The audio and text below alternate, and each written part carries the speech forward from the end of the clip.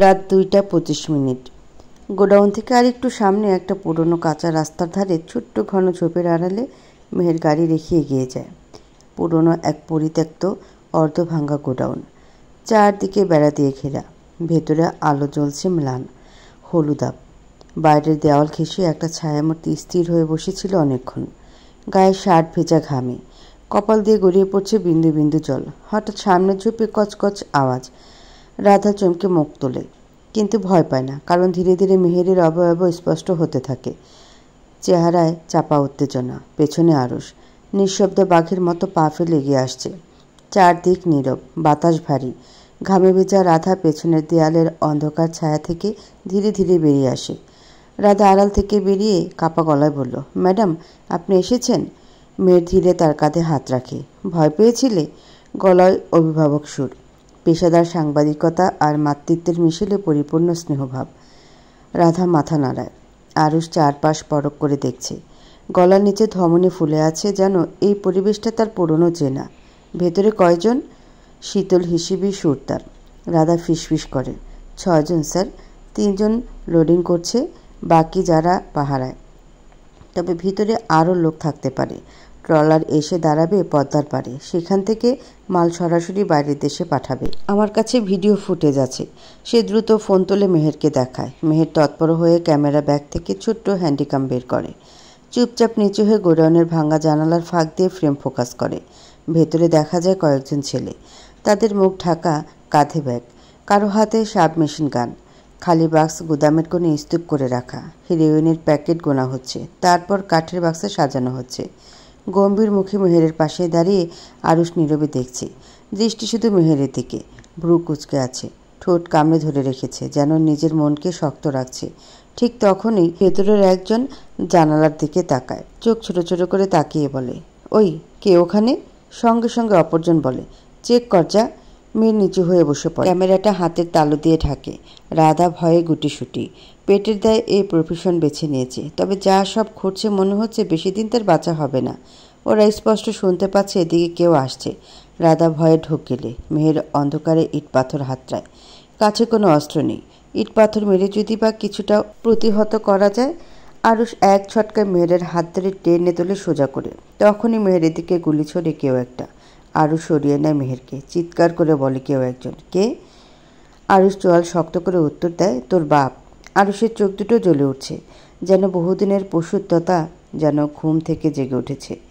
সে ট্রাউজারের pocket থেকে বাবার licence করা বন্দুকখানা বের করে। সুরটা হঠাৎ বদলে যায়, সাহসী হিংস্র গর্জন সহিত বলে, তোমরা যাও, আমি সামলাচ্ছি। মেয়ের ফিসফিস করে, না আপনি যদি। আরুষ গম্ভীর স্বরে গর্জন করে ওঠে, যেতে বলেছি আমি। মেয়ের রাধাকে নিয়ে চলে যায়।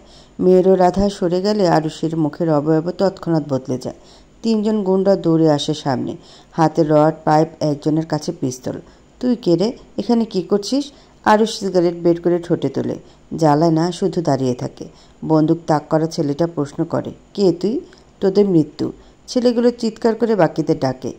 একে একে 5-6 জন ছুটে আসে। গুলি ছুটে যায় একের পর এক। আরুষ কৌশলে একজন একজন করে গুলি করে, অস্ত্র ফেলে দেয়। লাথি খুশিতে একে একে সবার মুখ রক্তাক্ত করে দেয়। সবাইকে আহত করে আরুষ গোডাউনের ভেতরে ঢুকে পড়ে। ট্রাকের আড়ালে আশ্রয় নেয়। বন্দুক তাক করে নিখুঁত শটে গুলি চালাতে থাকে।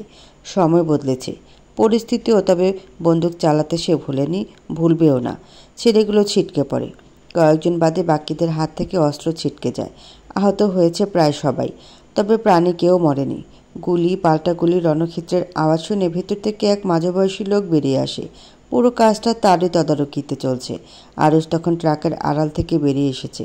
আরুষকে দেখে লোকটা চোখ বড় বড় করে, আতঙ্কিত সুরে বলে, ভাই আপনি? ভাই, ভাই মাফ করে দেন, আমি চিনতে পারি না ভাই, ভাই সরি। লোকটা কাপা গলায় দম ধরে বলে। আরুষ ধীরে বন্দুক নামিয়ে আগুন চোখে লোকটার দিকে তাকায়। ঠোঁটের কোণে সেই ভয়ঙ্কর হালকা হাসি, যা দেখে লোকটার হৃদস্পন্দন থেমে যায়। গুলি চালানোর আগে খোঁজ নেওয়া উচিত ছিল বউটা কার, কার দিকে গুলি ছুঁড়েছে তোর কুত্তারা। লোকটা হাঁটুতে ভর দিয়ে বসে পড়ে, ঘামে ভেজা কপাল, হাত জোর করে বলে, ভাই মাফ করে দেন ভাই, ভুল হয়েছে ভাই। আরুষ এবার গলাস্বর আরও ভারী করে বলে, তোর ভুলের শাস্তি এখন না, পরে দেব। আগে বাপকে খবর পাঠা। আজ থেকে সব ডিল বন্ধ, স্মাগলিং বন্ধ, রাতের শিপমেন্ট বাতিল। আর যদি এক ফোঁটা মাদকের গন্ধও পাই, গোডাউনের ফাউন্ডেশনই পুঁতে রাখবো তোদের। আরুষের চোখে লাল আগুন, যেন থামানো যাচ্ছে না। অন্যদিকে মেহের গোডাউনের পেছনে ঝোপে চিন্তিত মুখে দাঁড়িয়ে আছে। নিজের উপর ভীষণ রাগ হচ্ছে তার। আত্মরক্ষার জন্য হলেও কাছে অস্ত্র রাখা উচিত ছিল। সব কাজ শুধু বুকের পাটা দিয়ে তো হয় না। দূর থেকে আরুষকে হেঁটে আসতে দেখে মেহের। রক্ত লেগেছে টি শার্টে, হাত ছুঁয়ে ছুটে গেছে গুলি, সেখান থেকে রক্ত ঝরছে। মেহের ছুটে যায় আরুষের কাছে, সারা গায়ে হাত বুলিয়ে জিজ্ঞেস করে, আপনার লাগেনি তো? রক্ত জামায় আপনার লেগেছে? আরুষ গালে হাত রাখে, স্বাভাবিক ভঙ্গিতে বলে, কিচ্ছু হয়নি, পুলিশকে কল করেছি, সবাই ধরা পড়বে, চিন্তা করো না। আরুষ গাড়ির কাছে এসে দরজা খুলে বসে, শ্বাস কিছুটা ভারী। মেহের উদ্বিগ্ন গলা জিজ্ঞেস করে, আপনি ঠিক আছেন? কণ্ঠে আশঙ্কা স্নেহ মিশে আছে। আরুষ চাপা হিংস্র কণ্ঠে বলে, তুমি অক্ষত আছো তাই ঠিক আছি, আল্লাহর কসম, তোমার দিকে কেউ তাকানো সাহস করলে কলিজা ছিঁড়ে হাতে ধরিয়ে দেব। মেহের শক্ত করে আরুষের হাত চেপে ধরে। শান্ত হন প্লিজ, চাকরিটা ছেড়ে দাও মেহেরজান। কেন? প্রশ্ন করে ব্যান্ডেজে মনোযোগ দেয় মেহের। এত রাতে ডাক্তার কোথায় পাবে? আপাতত জখমের রক্ত বন্ধ করতে হবে। আরুষ কঠিন সুরে জবাব দেয়, তোমার তো স্বপ্ন ছিল রেস্তোরাঁ খোলার, সেই স্বপ্ন পূরণ করো। জার্নালিজম তোমার জন্য নয়। কেন নয়? মেহেরের কণ্ঠে দৃঢ়তা। এই পেশা তোমার বাবার মৃত্যুর কারণ ছিল মেহের, তুমিও সেই পথেই হাঁটছো। কাজটা খুব রিস্কি। আপনার চোখে ভয় একদমই মানাচ্ছে না মিস্টার শেখ। মেহের মৃদু হেসে বলে। আরুষ থেমে যায়, চোখ দুটো লালচে, গলার সুর নিচু, কিন্তু তাতে বিষ মিশে আছে। ভালোবাসা যদি ভয় হয়, তবে তুই আমার সবচেয়ে বড় আতঙ্ক। কেন বুঝিস না মেয়ে? তোর যদি কিছু হয়ে যায়? এক মুহূর্ত চুপ থেকে হিংস্রভাবে গর্জে ওঠে আরুষ, জাহান্নাম বানিয়ে দেব দুনিয়াটাকে। মেহের আরুষের হাত খামচে ধরে, কাপা গলায় বলে, আমাদের ছেলের কথা ভাবুন। আর না প্লিজ, আমরা অনেক সাফার করেছি, আর পারবো না আমি, দয়া করুন। আরুষের চোখের তীব্র তেজটা এখনও কমেনি। সে ক্ষীণ সুরে বলে, ছেলেকে পৃথিবীতে এনেছিলাম শুধু তোকে আটকে রাখতে। ছেলের জন্য আমি বদলাইনি, তোর জন্য বদলেছি। তুই যদি না থাকিস তাহলে আমার কিসের ভালো হওয়া? সব জ্বালিয়ে পড়ে ছাড়খাড় করে দেব। কিছু না বলে মেহের ওকে শক্ত করে জড়িয়ে ধরে, কণ্ঠ নরম করে বলে, কিচ্ছু হবে না আমার। আপনি আছেন তো? আপনি আমার সামলাবেন। প্লিজ আর জেদ করবেন না। নওশাদ হোসেনের করা ভুলগুলো আমি শুধরে দিতে চাই মিস্টার শেখ। পৃথিবীটা আজ বিভীষিকায় পরিণত হয়েছে, অথচ সত্য বলার মতো মানুষের বড় অভাব। আমি সেই সত্য তুলে ধরতে চাই, প্রয়োজনে প্রাণ দিয়েও। আপনি বাধা দিবেন না প্লিজ। আরুষ গভীর দৃষ্টিতে তাকায়, তারপর ধীরে ধীরে মাথা নেড়ে বলে, ঠিক আছে, কিন্তু এক শর্তে। তোমার সঙ্গে সব জায়গায় আমি যাব, নয়তো আমার লোক যাবে। এর অন্যথা হলে চাকরি ভুলে যাও। শুনবো, সব শুনবো আমি। বালের চাকরির চক্করে আমার বাসর পণ্ড, বালের বাসর করব আমি। বলির আগে গস্তে গস্তে সোফায় লাথি বসায় আরুষ। ভোর হতে এখনও ঘণ্টাখানেক বাকি। এই কথার মানে খুব স্পষ্ট, পরিষ্কার। আরুষের রাগ, বিরক্তি, বিশ্বাস সব কিছু গলে জল হলো মুহূর্তেই। ঠোঁটে খেলে গেল শান্তির হাসি। প্রথমে মেহেরের জিন্সের পকেট থেকে মোবাইল ফোন বের করে মোবাইল সুইচ অফ করে দেয় সে। যত নষ্টের মূল এই মোবাইলটা। ভোরের আলো ফুটেছে চারপাশে, রাতের অন্ধকার পেছনে ফেলে ধীরে ধীরে ছড়িয়ে পড়ছে সূর্যোদয়ের কোমল আভা। ঘরের ভিতর গোলাপ ও চন্দনের হালকা সুবাস। বাসর রাত কাটিয়ে নামাজ পড়ে দুজনে পাশাপাশি ঘুমিয়েছিল। ঘুমের চাদর গভীর তৃপ্তি আর প্রশান্তিতে শরীর মন ঢেকে রেখেছিল। সকালে প্রথমে মেহেরের ঘুম ভাঙে। ঘড়ির কাঁটা তখন মাত্র 6টা ছুঁই ছুঁই। চোখ খুলে এপাশে তাকিয়ে দেখে আরুষ গভীর ঘুমে। কুয়াশা মাখা জানালার পাশে পর্দা নড়ছে হালকা বাতাসে। মেয়ে সাবধানে বিছানা ছেড়ে উঠে পড়ে। চুলগুলো হাত খোপা করে ওড়নাটা আরুষের পিঠের তলা থেকে টেনে নেয়। ফ্রেশ হয়ে নেমে আসে রান্নাঘরে। আধা ঘন্টার মাথায় আরুষে উঠে পড়ে। দাঁত ব্রাশ করে একেবারে হল ঘরে এসে বসে। পরনে হালকা ধূসর রাঙা টি শার্ট আর কালো ট্র্যাক প্যান্ট। কোকড়া চুলগুলো এলোমেলো। চোখে ঘুমের ছাপ এখনও কিছুটা স্পষ্ট। মেয়ের কিচেন থেকে কফির মগ এনে ধরিয়ে দেয় তাকে। এ নিন আপনার কফি। আরুষ মগ হাতে নিয়ে কফিতে চুমুক দিতে দিতে হালকা হাসে। ফিরে আসে নিজের শয়তানি ফর্মে। বাহ, দিব্যি হেঁটে বেড়াচ্ছ। আমি ভাবলাম এবারও 3টে সেলাই লাগবে। মেয়ের চোখ গোল করে তাকায়, মুখ ঝামটা দেওয়া গলায় বলে, অসভ্য। আরও হেসে ফেলে, তাই নাকি? ভেবেছিলাম তুমি বলবে মিস্টার শেখ প্লিজ আর একটু। আপনি? মেয়ের গাল ফোলায়, আপনার মুখে তালা লাগানো উচিত। আরুষ এবার ঠোঁটে বিশাল এক দুষ্টু হাসি ফুটিয়ে বলে, তো বলো, ডোজ অল্প ছিল না বেশি? ঠিকঠাক হজম হয়েছে তো? তুমি এনাফ অ্যাক্টিভ ছিলে, মনে হচ্ছে ডোজ সামান্য বাড়াতে হয়। চুপ বেয়াদব লোক, আপনাকে ডিভোর্স না দিয়ে কিভাবে টিকে আছি সেটাই বিস্ময়ের। আরুষ ঠোঁট কামড়ে হেসে ওঠে। তুমি ডিভোর্স দিলে আবার বিয়ে করে নেব তোমাকেই, এইবার 5টা সেলাই লাগার মতো ব্যবস্থা করব, চোখ মেরে বলে। মেহের ভীষণ ক্ষেপে যায়, ফুসফুস করে ওঠে, আর একটা শব্দ বললে কিন্তু মগটাই মাথায় মারব। আমি মরলে বিধবা হবে না? কে আদর সোহাগ করবে? মেয়ের কিছু বলতেই যাবে, ঠিক তখনই মেইন ডোরে কলিং বেল বেজে ওঠে। কাজের লোক এগোতেই আরুষ চোখের ইশারায় থামায় তাকে, নিজেই দরজার দিকে পা বাড়ায়। মেহের দূর থেকে উকি দিয়ে দেখে একজন মধ্যবয়স্ক মহিলা দাঁড়িয়ে আছেন দরজার সামনে। মহিলাকে সবিনয়ে আপ্যায়ন করে আরুষ। মেয়ের কৌতূহলে কিছু বলার আগেই সে বলল, ইনি মিস জেনিফা, তোমার ক্যারাটের টিচার। আজ থেকে ওনার কাছে তুমি ক্যারাটে শিখবে। মেয়ের থমকে দাঁড়ায় তাৎক্ষণিক, তার চোখে বিস্ময়। ক্যারাটে? আরুষ ঠোঁটে হালকা বাঁকা হাসি টেনে বলে, হ্যাঁ, শক্ত হতে হবে তোমায়, শুধু মুখে মুখে বললে হবে না, কাজে প্রমাণ দিতে হবে। মেয়ের ভালো করে মিস জেনিফাকে লক্ষ্য করলেন। খ্রিস্টান মহিলা দেখে বোঝা যাচ্ছে, তার গলায় ক্রস লকেট।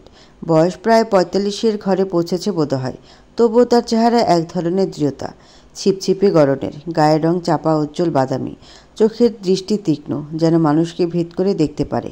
পরনে সাদা মার্শাল আর্টকে, কোমরে কালো বেল্ট, চুল খোপা করে বাঁধা, আর মুখে স্থিরতা। তিনি মেহেরের দিকে তাকিয়ে হেসে বললেন, হ্যালো ইয়ং লেডি, তোমার হাজব্যান্ড বলেছে তুমি খুব সাহসী, তবে সাহস ধরে রাখতে হলে শক্তিও চাই।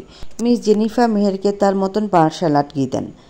মেহের পোশাক পাল্টে জেনিফা ম্যাডামের নির্দেশনায় ম্যানশনের পেছনের খোলা বাগানটায় যায়। মিস জেনিফা প্রথমে তাকে স্টান্স শেখায়, পা দুই দিকে ছড়িয়ে দাঁড়ানো, 2 হাত সামনে উঁচু। মেহের প্রথমে হোঁচট খায় কয়েকবার, ভারসাম্য রাখতে পারে না, কিন্তু প্রতিটা ভুল মিস জেনিফা ধৈর্য ধরে শুধরে দেন। 5 বার পড়ে গিয়ে 6ষ্ঠবারে মেহের দাঁড়িয়ে থাকতে সক্ষম হয়। আধা ঘন্টা প্র্যাকটিস চলল। গোটা দৃশ্য আরুষ চোখে গেঁথে নিয়েছে। শ্বেতপদ্মকে নিয়ে তার যে খুব ভয়, যদি কিছু হয়ে যায়। মিস জেনিফা তাকে প্র্যাকটিস করিয়ে চলে যান। যাওয়ার আগে বলে যান, তোমাকে শুধু শিখলে চলবে না, বিশ্বাসও করতে হবে তুমি পারো। ক্যারাটে প্র্যাকটিস শেষ করে মেহের যখন নিজে ঘরে ফিরল, তখন শরীর ক্লান্ত, গা দিয়ে ঘাম ঝরছে। মাথার বেনি খুলে এলোমেলো চুল সামলাতে সামলাতে দরজা ঠেলে ঢুকলো ঘরে। তবে ঢুকিয়ে থমকে গেল প্রথমে। দাঁড়িয়ে আছে আরুষ, চোখে গভীর স্তব্ধতা, হাতে একটা ছোট্ট বন্দুক, মেঝের দিকে তাক করা। মেয়ের চমকে উঠল, কণ্ঠ শুকিয়ে আসে, আবার বন্দুক? সব ফেলে দিয়েছিলাম। এটা কোথা থেকে এলো? আরুষ ঠান্ডা সুরে বলে, বন্দুকটা তোমার জন্য বউ, লাইসেন্স করা আছে, চিন্তা করো না। তুমি খবর ছাপা মানুষ, তোমার গায়ে 1 ফোঁটা বদনামের দাগ পড়তে দেব না। এখন এটা ধরো। মেয়ের কিছুটা পিছিয়ে যায়। আমি ক্যারাটে শিখছি, সেটাই যথেষ্ট। আরুষ 1 পা এগিয়ে আসে, কণ্ঠে মিশে আছে আদেশ, উদ্বেগ, আরও অজানা কিছু। বোকা বোকা কথা বলো না, সেলফ ডিফেন্স করতে অস্ত্র লাগবে না। টেরোরিস্টদের ধরবে তুমি খালি হাত পা দিয়ে? 2 দিন টিকতে পারবে না। দুনিয়া তোমার মতো সহজ নয় মেহের, হিংস্রতার সংজ্ঞা আমি জানি, তাই বলছি কথা শোনো, নয়তো চাকরি ভুলে যাও। মিস্টার শেখ, আমি কখনো হাতে অস্ত্র তুলতে চাইনি। আমি কাউকে গুলি করে মারতে পারবো না। আমার 2 হাত মোনাজাতে উঠে। মানুষ মরার পর এই হাতের দোয়া আল্লাহ গ্রহণ করবেন না। এত কিছু জানি না, যেটা বলছি করবে, নয়তো চাকরি ছাড়বে। তুমি শখের বশে খুন করবে না, নিজেকে বাঁচাতে 100টা খুন করা জায়েজ, যুদ্ধ যেমন জায়েজ। মেয়ের দীর্ঘশ্বাস ফেলে বন্দুক তুলে নেয়। খুশি? আমার উপর চালাও। মেয়ের চমকে উঠে চোখ বড় বড় করে, কেন?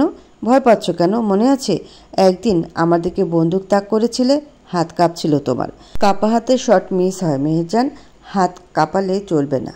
আপনাকে কেন মারবো? আশ্চর্য লোক তো। রাবার বুলেট ঢুকানো আছে, চালাও, কিছু হবে না। কত গুলি খেয়ে বেঁচে আছি, তোমার গুলি খেয়ে মরবো না, আর মরলেও সেটা স্বপ্নের মৃত্যু হবে। বাজে বকা আপনার বদভ্যাসে দাঁড়িয়েছে, বিরক্তিকর। তাতে দাঁত চেপে মেহের আরুষের পেছনের ফুলদানিতে গুলি ছুড়ে। শট মিস হয়নি। আমার লক্ষ্য আপনি নন, ফুলদানি ছিল। ওহো, বিধবা হওয়ার এত ভয়? ভয় তো হয়ই, সব পেয়েও হারানোর ভয়। আপনি আর বন্দুক ছুবেন না, আমি পছন্দ করি না। হাতে যদি বারুদের গন্ধ পাই, সেদিন বুকে গুলি চলবে। আরুষ ঘর কাঁপিয়ে হেসে ফেলল, ঠোঁট কামড়ে ধরে চোখ টিপে বলল, স্বামী হই তোমার, বড় কথা ভালোবাসো, রূপের আগুনে জ্বালাবে, পোড়াবে। খুন তুমি করতে পারবে না, কারণ তুমি জানো আমি মরলে তুমিও বাঁচবে না, আমার শূন্যতা গিলে খাবে তোমার অস্তিত্ব। বন্দুক হাতে ধরা অবস্থায় মেহের জড়িয়ে ধরে আরুষের গলা, বুকে মাথা রেখে নরম সুরে বলে, আপনি বললে আমি কঠিন হব, কঠোর হব, গুলি চালাবো, রক্ত ঝরাবো, কিন্তু আপনার হাতে আমি 1 ফোঁটা রক্ত দেখতে চাই না, না নিজের না অন্যের। মনে থাকবে? মনে থাকবে জান, মুচকি হেসে বলে আরুষ। মেহের আজ একটু তাড়াতাড়ি উঠেছে। চুলগুলো এলোমেলো করে বেঁধে সাদা গোলাপি ছাপে একটা আরামদায়ক কামিজ পরে সে রান্নায় ব্যস্ত। চুলোর উপরে কড়াইতে আলু ভাজি, পাশের হাঁড়ি থেকে দুধের ভাপ উঠছে। এদিকে আরুষ তখন তার রুমে আয়নার সামনে দাঁড়িয়ে সাদা শার্ট আর কালো প্যান্ট পরছে। বেল্ট পরার সময় এক হাতে কফির কাপ তুলে চুমুক দেয়, তারপরে এক ঝটকায় থেমে যায় তার হাত। মুখ বিকৃত করে নিচের ঠোঁট চিবুতে চিবুতে বলেই ওঠে, মেহের, মেহের, এটা কি বানিয়েছো তুমি? নিচে রান্না ব্যস্ত মেহের চমকে ওঠে। সকাল সকাল আরুষ কেন চেঁচাচ্ছে? গ্যাস বন্ধ করে মেহের রান্না ফেলে ওনার আঁচল দিয়ে হাত মুছতে মুছতে সিঁড়ি বেয়ে উপরে উঠে আসে। দরজার কাছে দাঁড়িয়ে ভ্রুকুচকে জিজ্ঞেস করে, কি হয়েছে? চিনির জায়গায় লবণ দিয়েছো তুমি কফিতে? তেতোর সাথে নোনতা মেরে ফেলার নিয়ত? লবণ কেন দিব? চিনি দিয়েছি, মেয়ের একচোট বিরক্ত নিয়ে বলে। খেয়ে দেখো। মেয়ের ভিতরে ঢুকে কফিতে এক চুমুক দিয়ে মুখ কিরমির করে বিষাদে। উফ, সরি মিস্টার শেখ, আমি একদম খেয়াল করিনি। আমি এক্ষুনি আরেক কাপ বানিয়ে আনছি। আরুষ ঠোঁটের কোণে এক চিলতে হাসি ফুটিয়ে বলে, দাঁড়াও, লাগবে না। তোমার ঠোঁটে স্বাদ পেয়েছে, হতে পারে নোনতা থেকে মিষ্টি হয়েছে। তুমি নিজে হাতে বিষ দিলেও অমৃতের স্বাদে খাবো। এটা তো সামান্য কফি। মেয়ের চোখ বড় বড় করে বলে। এক বাচ্চার বাপের মুখে এইসব রং ঢং মার্কা কথা মানায় না। আরুষ ভুরু উঁচিয়ে রসিকতা করে, রং ঢং না করলে দুই বাচ্চা হবে কি করে? এবারের আবদার, আমার একটা ছোট্ট শ্বেতপদ্ম চাই, একদম আমার তেজস্বী বইয়ের মতো। বাজে না বকে কাজে যান, দেরি হয়ে যাচ্ছে। রাতে সুন্দর করে সেজে আমার অপেক্ষা করবে বউ কেন? আজ আবার বাসর যাপন করব। আয়েশের একটা বোন লাগবে। চোখ মেরে বলে, ইস কত শখ। আমার এখন লাগবে না, সরুন তো। তোমার চাওয়া না চাওয়ায় কিচ্ছু আসে যায় না মেয়ে, কারণ রোমান্সে কোনো কম্প্রোমাইজ আরুষ করবে না। বলতে বলতে মেহেরকে কোলে বসিয়ে নেয়। আর এমন সময় রুহুল শেখ আসতে মেয়ের ছিটকে সরে লজ্জায় পালালো। এদিকে রুহুল শেখ লজ্জায় মুখ লাল করে দাঁড়িয়ে আছে। আরুষ কোমরে হাত রেখে রাগে সুরে বলে, তোমার কোনো কাজকাম নেই বাপ? মীর জাফরের মতো সারাক্ষণ আমার রোমান্সে বাহাত ঢুকিয়ে দাও। সাথে কি বলি, জ্যান্ত মহিলা দেখিয়ে বিয়ে করে নাও। চুপ করো বেয়াদব, সব কিছুর লিমিট থাকে। তুমি দরজা খুলে যা তা করবে আর আমি আসলেই দোষ? হ্যাঁ দোষ। তুমি আমার প্রাইভেসি সব সময় ঘেঁটে দাও। তোমার জন্যই নাতনি আনার ব্যবস্থা করতে চাইছি, আর তুমি ব্যাগরা দাও। ছি, নবাবের শত্রুর অভাব নেই। একদিকে ঘষেটি বউ, আরেকদিকে মীর জাফর বাপ। শীঘ্রই পলাশির যুদ্ধ বাঁধবেই বাঁধবে। আরুষের কথার কোনো উত্তর না দিয়ে রুহুল শেখ গম্ভীর মুখে বললেন, আজ শুক্রবার, আজানের আগে ফিরে আসবে। মসজিদে তবরকের ব্যবস্থা করা হয়েছে। দোয়া পড়ার শেষে তোমার মায়ের কবর জিয়ারত করতে যাব। আচ্ছা, চলে আসবো। রেডি হয়ে আরুষ অফিসের উদ্দেশ্যে নিচে নামতেই আয়াস পিছু নিল। সরাসরি বাবার ঠ্যাং চেপে ধরে বায়না জুড়ে বসে, আমিও যাব বাবা। চুপ করে বসে খাও। বাবা কাজে যাচ্ছে, ছোটরা সেখানে যায় না। আমি যাব মামাম। ঘাড় কাত করে মায়ের দিকে তাকিয়ে বলে। আয়াস। মেয়ের জোরেই ধমকে ওঠে। ঠোঁট ফোলায় আয়াস। বাবার কাছে সে আহ্লাদে আটখানা, তবে মায়ের কাছে বিশেষ সুবিধা পায় না। মা খুব স্ট্রিক্ট। এদিকে থেকে বাবা তার কাছে বেশি ভালো। আরুষ ছেলেকে কোলে তুলে নেয়। মাথা নেড়ে কাঁদতে বারণ করে চোখ রাঙায় মেহেরকে। ছোট মানুষ না, সবসময় বকো কেন? আর একদিন আমার ছেলেকে ধমক দিলে খবর আছে। আপনার জন্য ও দিন দিন জেদি হয়ে যাচ্ছে। সব আবদার চট করে পূরণ করলে মাথায় চড়ে বসবে। চড়ুক, বেশ করবে চড়বে। তুমি কিচ্ছু বলবে না, যা হবে আমি দেখে নেব। চল বাপ, আজ আমরা ঘুরব। আয়েশের চোখ খুশিতে ঝিলিক দিয়ে ওঠে। ভীষণ এক্সাইটেড হয়ে বলে, সত্যি? 100 বার সত্যি। আয়েশ মায়ের দিকে তাকিয়ে বাই বাই দেয়। আদরে কণ্ঠে বলে, টাটা মাম্মাম, তুমি লাগ করলো না, আমি ঘুরেই চলে আসব। মেয়ের একটা কথার উত্তর দেয় না, মুখ গম্ভীর করে তাকিয়ে থাকে। ছেলে চোখের আড়াল হতে এক টুকরা হাসি খেলে যায় ঠোঁটে আলগোছে। ছেলেটা দুষ্টু হলো এত আদর আদর যে রাগ করে থাকাই যায় না। নরম রোদে গোরস্থানটা যেন এক নিস্তব্ধ আবরণে ঢেকে আছে। গাছের পাতাগুলো হালকা বাতাসে দুলছে। কোথাও একটা কাক ডাকছে। আশেপাশে কেউ নেই। ভেতরের গেট দিয়ে ঢুকে পড়ে রুহুল শেখ। আরুষ আর ছোট্ট আয়াস। আরুষের হাত ধরে আছে আয়াস, যেন হাত ছাড়লেই বাবা হারিয়ে যাবে। রুহুল শেখের হাতে কিছু তাজা ফুল। মুখটা শান্ত, কিন্তু চোখে জমে থাকা বেদনার ছাপ স্পষ্ট। তিনি এগিয়ে গিয়ে থামলেন কবরের সামনে। কবরের পাশের পিলারে খোদাই করে লেখা, আরিশা চৌধুরী, সাথে ঠিকানাও। আরুষ থ মেরে দাঁড়িয়ে রয়। বুকের ভিতরটা কেমনটা টনটন করে ওঠে। নিজের ছেলেকে মায়ের কবরের সামনে দাঁড় করিয়ে ধীরে ধীরে বলে, এই কবরটার নিচে ঘুমিয়ে আছে তোমার দিদুন, তোমার দাদুর ভালোবাসার মানুষ, আমার মা। আয়াস কৌতূহলে তাকিয়ে থাকে। ছোট্ট গলা জিজ্ঞেস করে, মাটির নিচে দিদুনের বাড়ি? হ্যাঁ। দিদুন আমাদের সাথে থাকে না কেন বাবা? আরও উত্তর দিতে পারে না, বলতে পারে না তার মা জীবিত নন। তার মস্তিষ্কে মনে মা আরও জীবিত, প্রাণবন্ত। ঠিক এই কারণেই মাকে দাফন করতে আসেনি আরুষ, খাটলি কাঁধে নেয়নি। দাদু কাঁদছে কেন বাবা? আরুষ দীর্ঘ নিঃশ্বাস ছেড়ে বলল, কারণ দিদুন আর ফিরে আসবে না। দাদু তাকে খুব মিস করে। রুহুল শেখ ফুলগুলো রেখে দেন কবরের উপর, তারপর কবরের সামনে দুহাত তোলেন। আরুষও মাথা নত করে দাঁড়ায়। বাবার দেখা দেখি আয়াসও তাই করে। কিছুক্ষণ নীরবতা। আরুষ মায়ের কবরের সামনে বসে, কান্না ভাঙ্গা কণ্ঠে বলে, মা তোমার নাতি এসেছে তোমায় দেখতে। দেখতে কেমন সে? দেখো আমিও কত বদলে গেছি। তুমি থাকলে খুব ভালো লাগতো মা। আমরা সবাই ভালো থাকার অভিনয় করি, তোমায় খুব মিস করি। পাশ থেকে আয়াস বলে ওঠে, বাবা কেঁদো না, আমি আছি তো। আরুষ ছেলেকে শক্ত করে জড়িয়ে ধরে, মাথায় চুমু দেয়, তারপর মাটির দিকে তাকিয়ে বলে, ভালো থাকো মা, শান্তিতে ঘুমাও। রুহুল শেখ দোয়া শেষ করেন, তারপর লম্বা শ্বাস টেনে বলেন, চলো এবার। দাদুভাই অনেকক্ষণ খায়নি।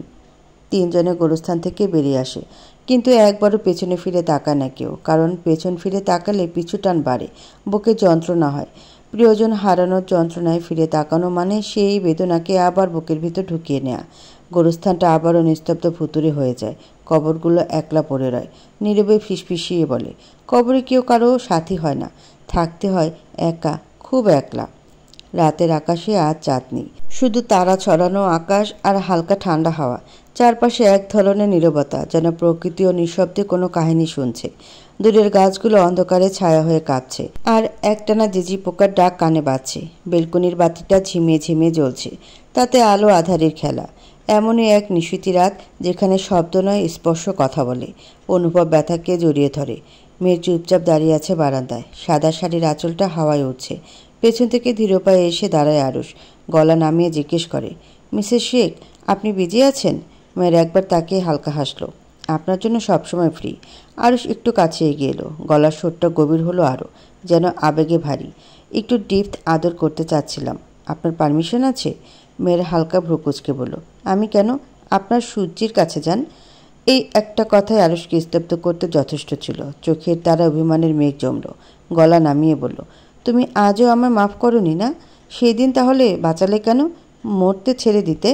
মেয়ের মুখ ঘুরিয়ে তাকালো, ঠোঁটে এক চাপা হাসি। উফ, মজা করেছি তো বাবা, আপনিও না। জীবনে সবাইকে সেকেন্ড চান্স দেওয়া উচিত। আগে ভাবতাম আপনি আমার ডিজার্ভ করেন না, কিন্তু এখন বুঝি আমি আপনার জন্য সৃষ্টি হয়েছি। অন্ধকার দূর করতে আলোর প্রয়োজন ছিল, নয়তো অন্ধকারে কখনো আলো জ্বলে না। একটু থেমে গলায় কোমলতা ঢেলে বলল, আপনি শাস্তি পেয়েছেন নিজের উপলব্ধি থেকে, দহন থেকে, অনুতাপ থেকে। অনুতাপের চেয়ে বড় শাস্তি পৃথিবীতে হয় না। আপনার অনুতপ্ততা আমার মন গলিয়েছে মিস্টার শেখ। এরপরে যদি ক্ষমা না করি তবে আমি স্ত্রী হওয়ার যোগ্য নই। আপনি মাটির গর্ভে হারিয়ে যেতেন, কিংবা আবারও অন্ধকারে। আমি আপনার হাত ছাড়তে পারিনি, তাই পারবও না। কিন্তু সাবধান, আর কোনো অপরাধ নয়। আরুষ চোখ খোলা, ঠোঁটে অকৃতজ্ঞতার হাসি। সে আকাশে ওঠা চাঁদের দিকে তাকিয়ে বলল, আল্লাহকে অশেষ শুকরিয়া, তোমায় আমার কাছে পাঠিয়েছেন। নয়তো আমার মতো নাস্তিকের ভাগ্যে শান্তি কখনো মিলত না, কখনো না। রাত আরও গাঢ় হয়েছে, আকাশে তারারা যেন নিভে যেতে চায়। হাওয়ার গতি কমেছে, কিন্তু ঠান্ডা হাড়ে কাঁপন ধরানোর মতো। ঘরের ভেতরে সব কিছু নীরব, নিস্তব্ধ। বারান্দার পর্দাটা ধীরে ধীরে নড়ছে, বাতাসের হালকা ধাক্কায় গায়ে কমফোর্ট জুড়ে মেহের ও আয়াস ঘুমিয়ে পড়েছে, মুখে প্রশান্তির ছায়া। আরুষ পাশেই জেগেছিল, ল্যাপটপে কিছু করছিল। হঠাৎ মোবাইলে ভাইব্রেশন কেঁপে উঠল। সে ধীরে নিঃশব্দে মোবাইলটা হাতে তুলে নেয়, চোখ রাখি স্ক্রিনে। নামটা দেখে ঠোঁটে একরাশ রহস্যের হাসি খেলে যায়। মেয়ের মুখের দিকে একবার তাকায়, ঘুমাচ্ছে সে নিশ্চিন্তে। সাবধানে উঠে গিয়ে বারান্দায় চলে আসে। বাতাস তার চুলে এলোমেলো খেলা করে। আকাশের দিকে তাকিয়ে একটা দীর্ঘ শ্বাস ফেলে সে, তারপর কল রিসিভ করে। আরুষ গলা নামিয়ে ঠান্ডা অথচ ব্যঙ্গাত্মক সুরে বলে, কেমন আছিস? বিয়ে শাদী করেছিস? বাকিদের কি খবর? ওপাশ থেকে রায়হানের কণ্ঠ ভেসে আসে কেঁপে কেঁপে, না স্যার, বিয়ে করিনি। আপনি নেই, কিচ্ছু ভালো নেই স্যার। আমাদের গোটা গ্যাং ছিটকে মাটিতে পড়েছে। আপনি আর ফিরবেন না স্যার। আরুষ ঠোঁটে বাঁকা হাসি টেনে নেয়, চোখে খুনে দীপ্তি। জঙ্গলের বাঘকে দেখেছি শিকার না করে থাকতে, শিকার না করলে বাঁচব কী করে? স্যার, একটা ইনফরমেশন দিতে কল করেছি। বল। ধর্ষক। আরুষের চোখের তারা লাল হয়ে ওঠে, কণ্ঠে আরেকটা রূপ ফোটে, ভয়ঙ্কর, রক্তে পিপাসু রূপ।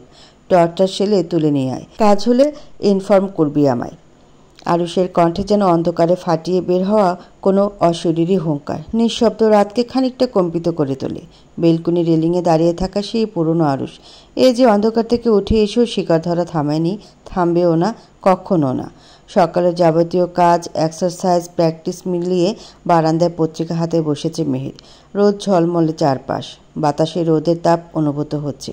খবরের কাগজে বড় করে হেডলাইনে লেখা, গতকাল সন্ধ্যায় পদ্মার পাড়ে মিলেছে একটি লাশ, লাশের লিঙ্গ কাটা। শরীরে লেখা, ধর্ষণ করলে লিঙ্গ কাটা যাবে।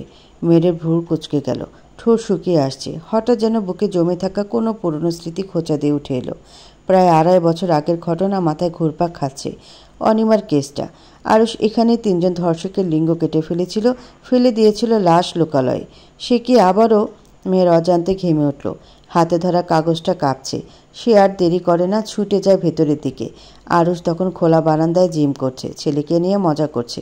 ঘাম ভেজা শরীরে কোয়ার্টার প্যান্ট পরে আয়েশকে কাঁধে তুলে পুশ আপ করছে, খুশিতে চিৎকার করছে, সোনা, দাদুর কাছে যাও, দাদু একলা আছেন। মেহেরের কণ্ঠ কোমল কিন্তু জোরালো। আয়েশ প্রশ্ন করেনি, সে মা ভক্ত বাচ্চা, খুব অনুগত মায়ের।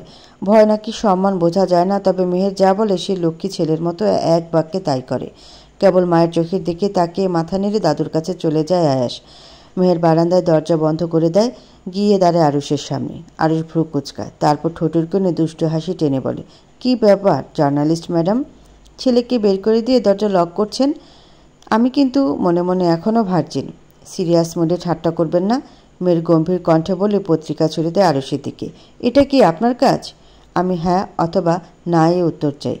আরুষ বনিতা না করে বলল, হ্যাঁ।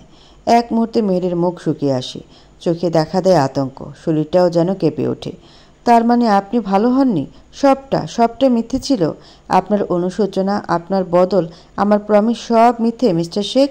আরুষ চোখ নিচু করে, তারপর শক্ত সুরে বলে, ভালো হয়েছি, ওয়েপন ছেড়েছি, স্মাগলিং ছেড়েছি, খুন, ব্ল্যাকমেল সব কিছু ছেড়ে দিয়েছি শুধু তোমার জন্য। কিন্তু ধর্ষককে ছাড়তে পারবো না। আমি ভালো হয়েছি মেহের, ভুলে যায়নি। ভুলিনি কিভাবে আমার মা শেষ হয়েছে, কিভাবে আমি শেষ হয়েছি, বাবা পাথর হয়ে গেছে, আমি কিচ্ছু ভুলতে পারিনি। আপনি একজন সমাজের ধর্ষক, অহরহ। কতজনকে মারবেন আপনি একা? মেহেরের কণ্ঠ কেঁপে উঠছে। একজন মরলে একটা তো কমবে, 100-তে একজন তো ভয় পাবে। তুই আমায় আজীবন ধর্ষক বলে খোঁচা দিতে পারিস, তুই আমায় যে কোনো সময় যে কোনো মুহূর্তে মেরে ফেলতে পারিস। সত্যতে তো আমিও তোর ধর্ষক। মনে হলে আমার বুকে যন্ত্রণা হয়, নিজের প্রতি ঘৃণা হয়। আমার জীবনে এই একটা পাপের জন্য আমি সবচেয়ে বেশি জ্বলেছি। জোর করে শরীর আদায় করা জঘন্য পাপ। যে পাপের স্বাদ পেয়ে আমি অনুতপ্ত হয়েছি তা অন্য কেউ করুক আমি চাই না। আমি শুধরে গেছি, কিন্তু কিচ্ছু ভুলিনি। তাই বলছি, যে কলিজা ধর্ষণের পরেও শক্ত থাকে, সেই কলিজা না ছিঁড়ে আমার শান্তি নেই। ধর্মেও বলা আছে, ধর্ষককে লোক সম্মুখে পাথর নিক্ষেপ করে মৃত্যুদণ্ড দেওয়ার আগে। তো সুশীল সমাজ পেরেছে এভাবে কাউকে শেষ করতে? আইন নড়বড়ে বাংলাদেশে। মেহের স্তব্ধ, কিছু বলতে গিয়েও থেমে যায়। আর চোখে এক প্রকার অন্ধক্রোধ নিয়ে বলে, আমি আবারও বলছি, স্মাগলিং ছেড়েছি, কিন্তু গুলি চালানো ভুলিনি। তুই যদি চাস আমায় থামাতে তাহলে গুলি চালা, ফুটো করে দে হৃৎপিণ্ড, আমি শান্তি পাবো। কিন্তু যতদিন আমি বেঁচে আছি, যতবার কানে খবর আসবে কোথাও কেউ কারো শরীর ছিঁড়েছে, আরও শেখ থাকবে, নাইট শ্যাডো গ্যাং যাবে, হিংস্র হবে গ্যাং লিডার। আফসোস, সবাই আরও শেখের মতো অনুতপ্ত হয় না, হলে তাকে পশু নিধন করতে হতো না। এটুকু বলে সে পেছন ফিরে দরজা খুলে বেরিয়ে যেতে উদ্যত হয়। যাওয়ার আগে ঠোঁটে আসা শেষ কথাটুকু ছুড়ে দিয়ে যায়, কথা দিয়েছি বন্দুক ধরব না, রক্ত ঝরাবো না। আরুষ কথা রাখতে জানে মেহেরজান। প্রয়োজনে মরে যাব, কিন্তু বন্দুক তুলব না, কাউকে আমি নিজে হাতে মারব না। কিন্তু তোর দিকে কেউ যদি হাত বাড়ায়, আরুষ চলে যায়। কথাটুকু যদিও শেষ করেনি, তবুও তা কল্পনা করে মেহেরের শরীর কাঁপে, দম আটকে আসে। কোথাও একটা খুব ভয় কাজ করে তার। এই পুরুষের হিংস্রতা, উন্মাদনা তার সুখের সংসার শ্মশানে না পরিণত করে। এই পুরুষকে আটকানোর আর কোনো অস্ত্র মেহেরের কাছে নেই। সে এবারে সত্যি ভীষণ ক্লান্ত। সময় গড়িয়েছে, কেটে গেছে আরও 5টা বছর। এই 5 বছরে অনেক কিছু বদলেছে। সবার বয়স বেড়েছে। 4.5 বছর আগে আয়েশা খন্দকার সুইসাইড করেছে। মৃত্যুর আগেও সে জীবন যন্ত্রণার স্বাদ পেয়েছে, এমনকি মৃত্যুর পরেও জাহান্নামের আগুনে জ্বালার মতো ব্যবস্থা করেছে নিজের। আত্মহত্যা করে পরপারে কেউ শান্তি পায় না। আয়েশা এবার ক্লাস 2-তে উঠেছে। মেয়ের মায়ের বয়স আরও বেড়েছে। কেয়ারটেকার ভালোভাবে যত্ন করে না। এছাড়াও মাহির বয়স 23-এ পড়েছে। তাই দেখে শুনে গরিব ঘরের মেয়েকে মেহের ভাইয়ের জন্য বউ করে এনেছে। নবদম্পতি খুব সুখে শান্তিতে সংসার করছে। আরুষ পুরো দমে ব্যবসা সামলায়। ডক্টর সেলে যাতায়াত কম হয়। কোনো কুলাঙ্গার ধরা পড়লে মাঝে মাঝে শাস্তি দিতে যায়, কখনো বা মোবাইলে নির্দেশনা দেয়। মেহেরকে দেওয়া কথা সে আজও ভাঙেনি। নিজে হাতে একটা খুনও করেনি। মেহেরও এখন খুব ব্যস্ত থাকে। 8 ঘন্টা অফিস সামলে বাড়ি ফিরেও শান্তি নেই। হোম ওয়ার্কগুলো করতে হয়, সাথে ছেলেকে পড়ানো, সংসার সামলানো তো আছেই। কষ্ট হলেও হাসি মুখে মেয়ের দায়িত্বগুলো পালন করে যাচ্ছে। সবাই ভালো থাকলেও অনিমা আবিরের জীবনের চিত্র অবশ্য ভিন্ন। রান্নাঘরের কোণে বিষণ্ণ মুখে সবজি কাটছিল অনিমা। চোখে মুখে একরাশ ক্লান্তি, এক গভীর শূন্যতা যেন চেপে বসেছে তার উপর। তার মুখে যে বিষাদ খেলে যাচ্ছে, তাতে মায়া না করে উপায় থাকে না। অথচ আশ্চর্যের বিষয়, আবির যেন কিছুই টের পায় না, কিংবা টের পেলেও দেখার ভান করে না। একবারও তাকিয়ে দেখেন অনিমার মুখে জমে থাকা অগাধ মায়া, নীরব চাওয়া কিংবা অব্যক্ত আরতি। হ্যাঁ, আবির আর অনিমার বিয়ের আজ প্রায় 1 বছর পূর্ণ হতে চলল। এই বিয়ের পেছনে সবচেয়ে বড় ভূমিকা রেখেছিল মেহের। সেই একদিন আবিরের মাকে প্রস্তাব দিয়েছিল অনিমার সঙ্গে আবিরের বিয়ে হোক। প্রথম প্রক্রিয়াই ছিল ঘৃণার। মেহেরের ফুপু গর্জে উঠেছিলেন, ধর্ষিতা মেয়েকে ঘরের বউ করব? আমার ছেলে কি পানিতে পড়েছে? মেহেরকেও সেদিন কম অপমান সইতে হয়নি। কিন্তু ঠিক 1 মাসের মাথায় এক অপ্রত্যাশিত দুর্ঘটনা যেন বদলে দিল সব কিছু। থানায় যাওয়ার পথে আবিরের জিপকে মুখোমুখি ধাক্কা দেয় একটি ট্রাক। প্রচণ্ড আঘাতে 6 মাসের মতো বিছানায় শয্যাশায়ী হয়ে পড়ে আবির। আর সেই দুর্ঘটনাই তার জীবনকে এক নির্মম রসিকতায় মোড় নেয়। ডাক্তাররা জানান, সেই অ্যাক্সিডেন্টে আবির আজীবনের জন্য বাবা হওয়ার ক্ষমতা হারিয়ে ফেলেছে। আবিরের মা তখন ছেলের বিয়ের জন্য মরিয়া। বয়স 30 পেরিয়ে গেছে, অথচ ছেলের বিয়েতে কোনো আগ্রহ নেই। আবির যে কোনোদিন বাবা হতে পারবে না তা সে পাত্রীপক্ষের কাছে লুকায় না। ফলস্বরূপ আবিরের সাথে কেউ মেয়ে দিতে নারাজ। এত ভালো ছেলে সে, অথচ একটা অ্যাক্সিডেন্ট তার জীবনটা খুঁত করে দিয়েছে পুরো দমে। তাতে অবশ্য আবিরের মাথা ব্যথা নেই, কারণ ভালোবাসাকে হারিয়ে আবির বিয়ের স্বপ্ন দেখাও বন্ধ করে দিয়েছে। থাক না মেহের সুখে, ও সুখে সংসার দেখিয়ে না হয় কেটে যাক বাকি জীবনটা। কি হবে বিয়ে করে, যদি বউকে ভালোই না বাসতে পারে? আবির ভাবে, যদি ভালোই না বাসতে পারি, তবে আরেকটা মেয়েকে কেন বঞ্চিত করব জীবনের সবচেয়ে প্রিয় অনুভূতি থেকে? শুধু শুধু আরেকটা মেয়ে কেন স্বামীর ভালোবাসা থেকে বঞ্চিত হবে? আবির স্পষ্ট জানিয়ে দেয় সে আর বিয়ে করতে চায় না। কিন্তু আবিরের মায়ের কান্নাকাটি আর জেদ আকাশচুম্বী হয়ে ওঠে। শেষমেশ ভালো পাত্রীর অভাবে অনিচ্ছা সত্ত্বেও আবিরের মা রাজি হয়ে যান অনিমাকে ঘরের বউ করে আনতে। অনিমার অবশ্য মা হওয়া বা না হওয়া নিয়ে সমস্যা নেই। সেও আবিরের মতন বিয়ে থেকে পালিয়ে বেড়ায়। তার জন্য বিয়ে বিষয়টা কিছু কম বিষাক্ত নয়। সে চায়নি বিয়ে করতে, চায়নি নিজের অতীতের বিষ ছায়া নিয়ে আর কারো জীবনে প্রবেশ করতে। কিন্তু পরিবার তাকে ছাড় দেয়নি।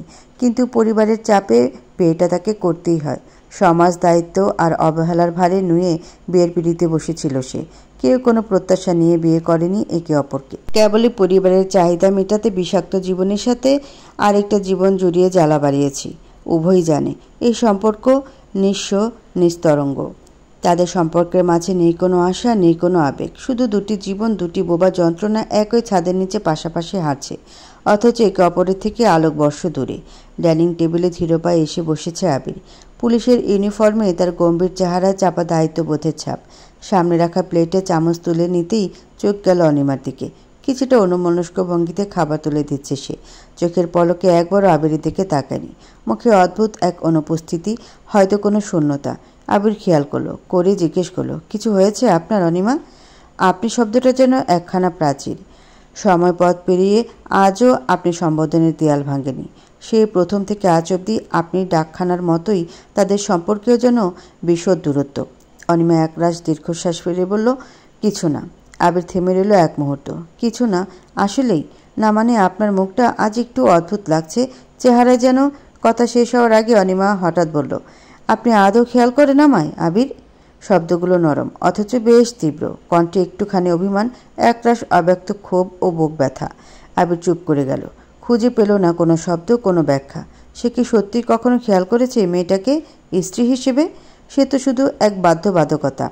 চুপ করে চামচটা রেখে উঠে পড়ল অনিমা। চোখে মুখে ক্লান্তি, অথচ অভিমানের জাল টেনে রেখেছে। আবির পেছন থেকে ডেকে উঠল, আপনি খাবেন না? পেছন না ঘুরেই স্বর নরম, অথচ দূরে সরিয়ে দেওয়ার মতো। অনিমা বলল, খিদে নেই। তারপর আর এক মুহূর্ত দাঁড়ালো না সে।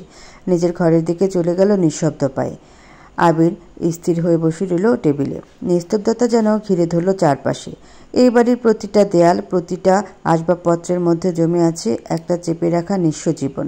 আর অনিমা, সে চলে গেল নিজের ঘরে, নির্জন এক কোণে কিছুটা সময় একা কাটাতে। এই বাড়িতে কেউ যে তার আপন নয়। না শ্বশুর পছন্দ করেন, না শাশুড়ি। সবাই তাকে শুধু একটা বোঝা হিসেবেই দেখে। কলঙ্কিনী নারী কিনা। আর স্বামী তো বউ হিসেবে স্বীকারই করে না। এমন ছন্নছাড়া বিষাদগ্রস্ত সংসার তো অনিমা চায়নি কখনো। একটা আশ্রয় চেয়েছিল, একটু ভালো থাকা, কিন্তু কেন জানি ভাগ্যের পরিহাসে সেইটুকু সামান্য চাওয়াও অধরাই রয়ে গেল। কখনো কারো ক্ষতি করেনি সে, একটু ভালো থাকা, তবে কেন তার ভাগ্যে জুটল না? অনিমা চলে যাওয়ার পর টেবিল জুড়ে নেমে এলো এক অদ্ভুত নিস্তব্ধতা।